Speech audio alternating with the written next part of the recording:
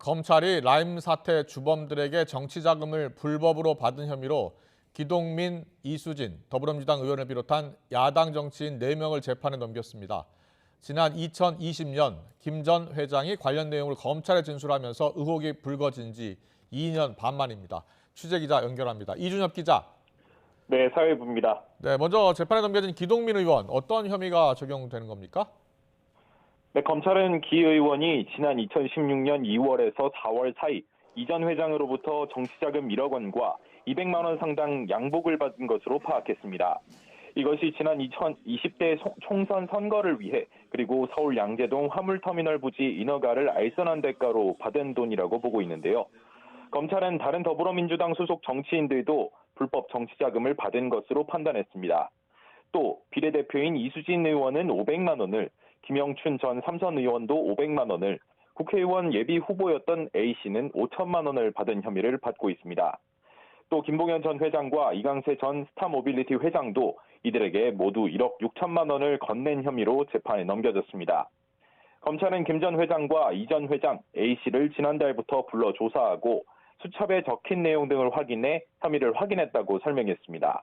반면 함께 의혹이 제기된 강기정 전 청와대 정무수석에 대해서는 돈을 받은 적이 없다고 판단했습니다. 김 전 회장은 1조 6천억 원 규모 환매 중단 사태가 일어난 라임 사태를 촉발한 주범으로 꼽힙니다. 네, 이 정치권 로비 의혹 언제 불거졌던 거죠? 네, 의혹이 처음 세상에 알려진 건 지난 2020년 4월 김봉현 전 회장이 검찰에서 관련 진술을 하면서입니다. 20대 총선 때 기 의원을 비롯한 여권 정치인에게 전방위로 로비했다고 말했는데요. 김 전 회장에게 지목된 기 의원이나 이 의원, 그리고 김 전 의원 등은 모두 의혹을 부인해왔습니다. 함께 지목된 강기정 전 청와대 정무수석은 위증과 명예훼손 혐의로 이강세 전 회장을 검찰에 고소하기도 했습니다.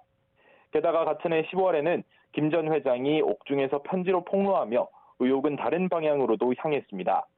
검찰이 민주당 정치인을 잡아주면 보석으로 풀려나오게 해주겠다고 회유했다고 주장한 겁니다.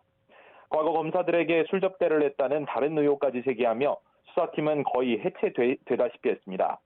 한 달 뒤 기동민 의원을 비롯한 민주당 정치인들에게 금품과 해외 리조트 접대를 했다는 김봉현 전 회장의 녹취록도 공개됐지만 수사는 진척이 없었습니다. 그러나 검찰이 지난해 말 도주했다가 다시 붙잡힌 김봉현 전 회장을 다시 조사하면서 2년 반 만에 기소가 이뤄지게 된 건데요. 김 전 회장은 최근 검찰 조사에서 기 의원 등에게 불법 정치자금을 건넨 혐의를 인정한 것으로 알려졌습니다. 지금까지 사회 일부에서 YTN 이준엽입니다.